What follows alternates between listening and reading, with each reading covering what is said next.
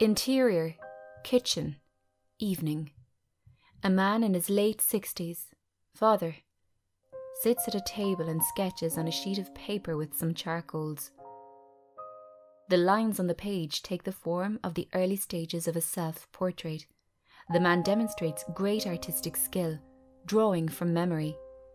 At the same time, in a dance studio, a young woman in her 30s, earphones in her ears and dressed in a tracksuit and a sweater. She wears a look of intense concentration as she warms up. This is Olivia.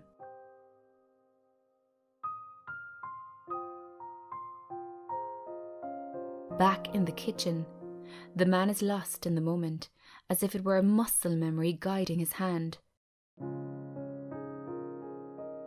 A shadow moves past in the background. He is not alone, but he hesitates, as though his mind prevents him from continuing. His hand shakes, and he drops the charcoal on the table. He makes a fist, if only to stop the shaking.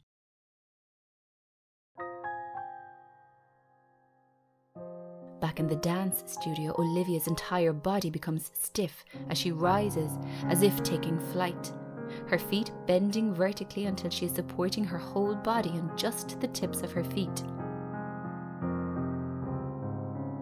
Using the mirror, Olivia monitors her movements carefully, until suddenly a spectre passes by the door. It causes her to get flustered, and she loses her concentration.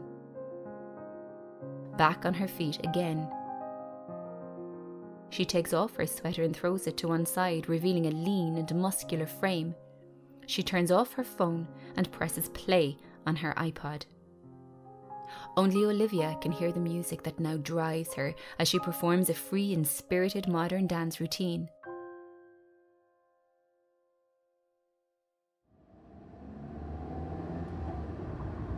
Later on in Olivia's car, she is driving through the darkness, still listening to her iPod.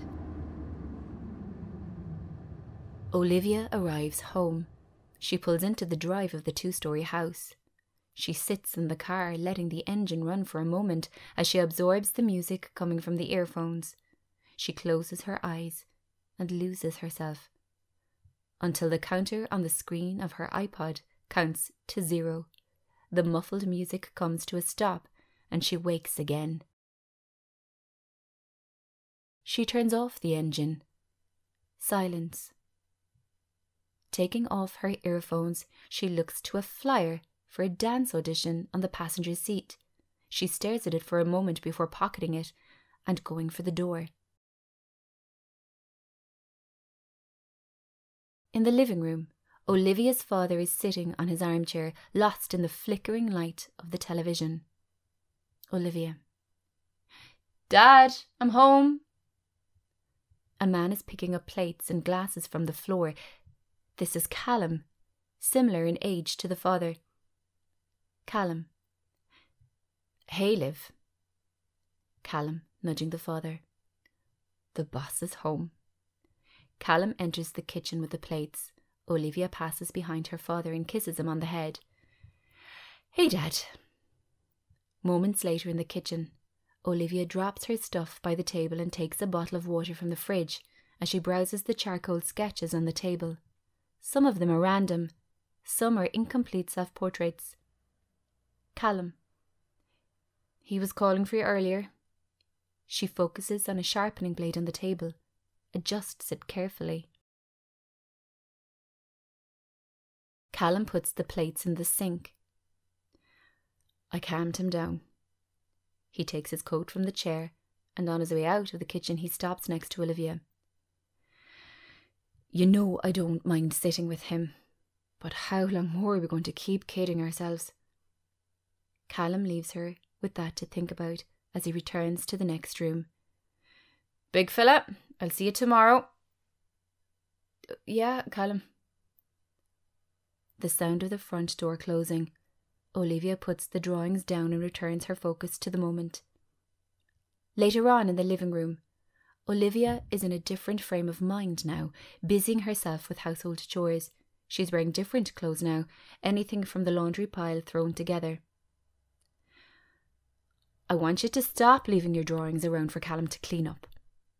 He doesn't mind. Well, I mind. Olivia closes the curtains. I don't like you using those sharpening blades either. You don't need to use charcoals, Dad. You can use a pencil. Don't get like your mother, Olivia. She's always trying to change me. Both arguing over each other. I'm not trying to change you, Dad. I'm looking out for you, that's all. No charcoals, okay? I'm not saying you can't draw. Just not... Stay at home, then. Olivia stops herself and resumes cleaning. What I do because it's important to me. Once a week, that's all I ask. No more charcoals. You should have stayed at the Vanguard. You could have been a teacher there. Dad, you're doing your best to start a fight. The man is silenced, if only for a moment. You're too old. That's your problem. Dad! Finally silenced. Olivia stops, as if she has something to say, but is hesitant to do so. The Vanguard folded, Dad. Confusion in the old man. When? It doesn't matter. It was a long time ago. The man seems puzzled and a little embarrassed. Olivia, heartbroken. Come on, Dad. I'm comfortable. But Olivia turns off the television. A little while later, in the bathroom, the man sits in the bathtub as Olivia, sleeves rolled up, gently washes his arm. Olivia gets a towel ready, while the man takes the sponge and finishes cleaning himself. She pulls the plug in the bath and the water starts to drain as she helps him to his feet, wrapping a towel around him. Later on in Olivia's bedroom, Olivia adds the charcoal sketch to a collection of similar rubbings, equally as impressive, just as incomplete. All of them self-portraits. She takes one of the earliest drawings and compares it with the newest drawing. She finds it visual proof of her father's dementia. Moments later, Olivia's unpacking her training bag when she finds the flyer for the audition in her pocket, and rather than throwing it away, goes to a corkboard and tacks it over a photograph. On the corkboard, photographs of Olivia at different ages, with her father, her mother, a partner, friends and colleagues, indeed a visual timeline of her own life.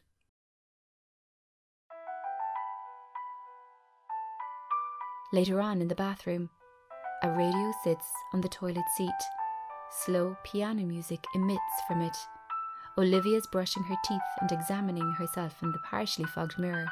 Her hair is wet and she wears a dressing gown. Further down her body, it becomes evident that she is also practicing a slow and methodical ballet technique. Muscle memory is guiding her feet.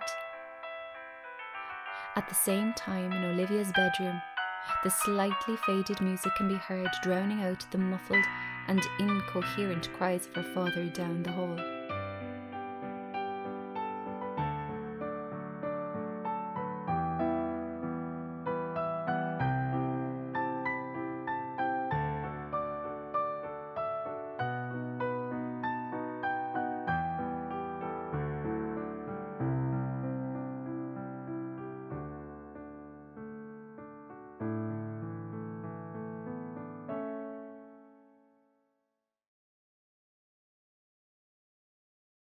The next day, in the kitchen, the man carefully sketches a mug on a piece of paper. Olivia watches him from across the table holding a mug of tea in her hand. Her father looks up at the mug, but Olivia motions for him to keep his eyes on the drawing instead. He adds a little extra detail and is finished. Olivia pushes the picture across the table, and the father turns it over to reveal a picture of a mug. His sketch doesn't make for a good match. Father. This is a waste of time. Olivia prepares a new blank page. Again. No, it's exercise, Dad. There's nothing wrong with me. Why are you fighting me on this? Just draw the cup. The man reluctantly picks up the pencil and tries to draw. He starts off fine before coming to a hesitant stop. as if external forces were preventing his hand from constructing the lines. Olivia can see he has been beaten, and he can see it as well. It is a rude awakening. Dad. He puts down the pencil again, as if embarrassed. It's okay, Dad. Neither speak for a moment. I think it might be time to get some real help. The father carefully puts down the utensil, processing the information. Olivia can sense this has struck a nerve. What do you think? Nothing. If that's what you think is best. Olivia smiles. Okay, I'm glad you feel that way. Olivia is quietly hopeful. Then his expression changes for the better. He is smiling for the first time in a while, genuine happiness from both. I think we need a break. Let's take the rest of the day off, what you say? Olivia gets up and starts clearing the table. The father sits and watches as the smile leaves again. Later on that day, at the marina, Olivia and her father walk arm in arm through the marina. Father. I could make a run for it. He looks to her for a smile. Olivia welcomes this light-hearted moment and gestures for him to go for it. He links her arm, and Olivia pushes closer to her father and rests her head on his shoulder as they walk. Later, Olivia and her father sit and eat from tubs of ice cream as they watch a young girl playing with her mother by the water. The moment speaks to Olivia. It resonates in her father also. A few moments later, the ice cream gone now. The child is gone too, just father and daughter. Father. She didn't leave because of you, you know. I know. She left because she had enough. Because of me. I was no good to any of you. She deserved better. Do you talk to her? Olivia shakes her head. The man nods. Olivia, I don't know how much time. Dad, I know you think I never approved of the life you made for yourself. But you're wrong. I only ever wanted the best for you. You're doing a good job, Olivia. Better than I ever did. Olivia is visibly upset, despite staying strong. I used to wish that one day I'd wake up and you'd be gone, back to your old life, away from all this. But you didn't. You stayed. And now here you are. And I know maybe tomorrow I'll wake up and I won't recognise you anymore. My own daughter. A tear rolling down the side of Olivia's face. She brushes it away. He looks to his daughter for forgiveness. Olivia, now more conflicted and hurting than before, gives him the slightest of nods.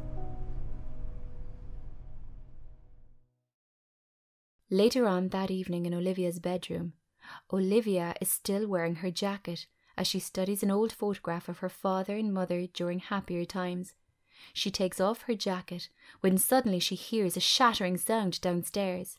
Moments later in the kitchen, Olivia comes rushing into the kitchen to find a broken glass on the ground by the table and a puddle of water around the broken shards. "Dad, are you okay?" Then she sees his bloodied hand. "Dad!" He notices it too. "Oh, I was sharpening my charcoals and I must have..." She comes to his side to assess the extent of the injury. A small cut in need of disinfecting and a bandage. "It's these stupid drawings! Dad, you have to give up this obsession!" She goes for the medicine cabinet and retrieves a plaster. She turns on the tap. "Come here!" Just leave me be!" The man pulls back, becoming more withdrawn. "Dad, I have to clean this. Get away!" He pushes Olivia backwards, knocking the photograph out of her hand. Olivia stopped from falling by the table behind her. He backs away, clutching his bleeding finger. He can see what he's done, tears welling up in his eyes. The sight of the blood smeared on both hands terrifies him. "You stay away from me!" "It's just me, Dad. I need to do my work." But the bleeding doesn't stop, and it only causes him to grow more anxious and upset. A drop of blood spills to the floor. It dilutes in the puddle of water. The man is lost in the image of the red tinge that is his blood, everything that makes him unique, all of his strengths and all of his weakness fading away in the water. He snaps back to reality and looks to the woman before him. Olivia is doing her level best to stay strong, even as tears come through, watching her father at his worst. There is a hint of anger in his gaze. "Dad!" Olivia is heartbroken at the image of the man before her. He is not her father. "It's me. It's Olivia."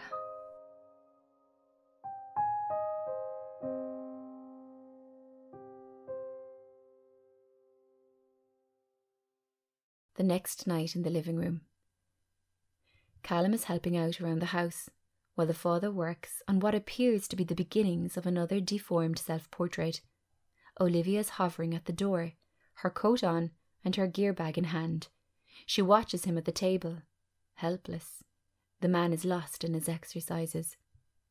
Callum: "He'll be fine." Olivia: "He doesn't remember me." "Ah, he remembers you." Olivia isn't convinced. It can be like a prison. It can make you feel trapped and scared if you let it. He picks up the last of the clothes. "How do you know?" "I know. I don't think he feels trapped. A prison for you, I mean." Olivia looks to Callum. He leaves the room and she contemplates his words as she turns to her father once more. Later on that night, in Olivia's car, she drives through the night. At the same time in the kitchen, Callum sharpens a charcoal pencil and leaves it next to the man, watching as the father continues his drawing, the lines making more sense now than ever before. In Olivia's bedroom at the same time, we can see a collage of photographs which reveal a similar picture of Olivia as a child dancing on stage, a long time ago, during happier times. Further down on the corkboard, the flyer for the audition has been torn off, only the corner of it remaining on the board. In Olivia's car, the remainder of the flyer rests on the passenger seat. Back in the kitchen, the father keeps drawing, making greater progress than before. It is clear now that he is drawing from memory, a memory of Olivia as a girl. Callum grins.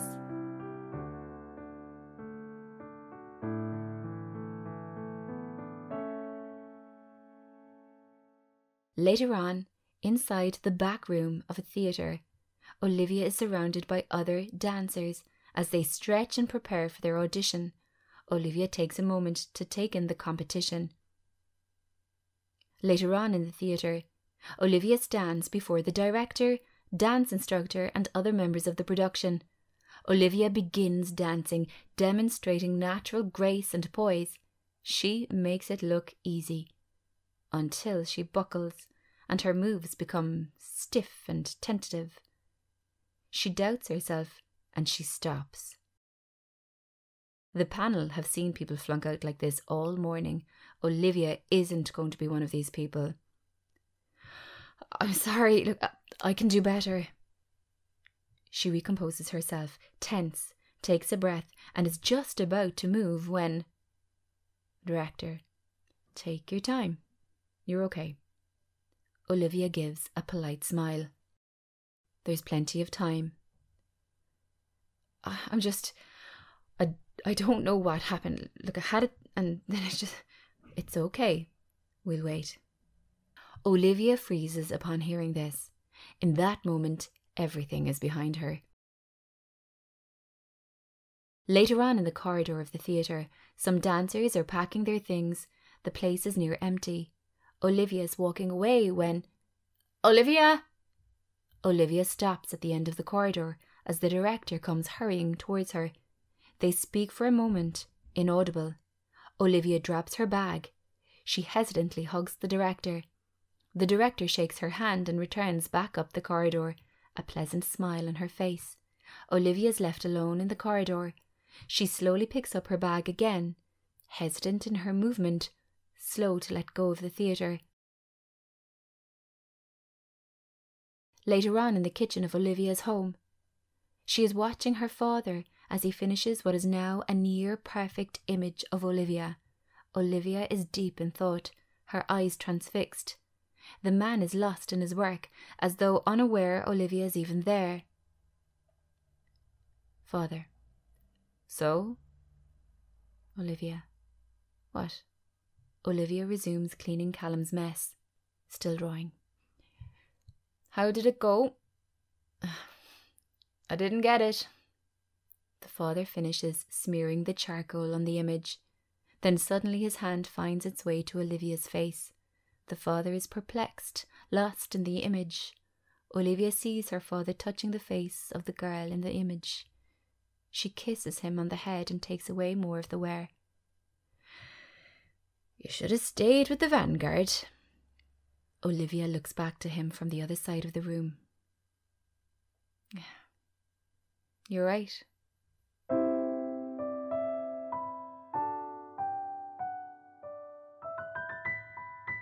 Closing credits over a flashback of Olivia's audition. A perfect performance.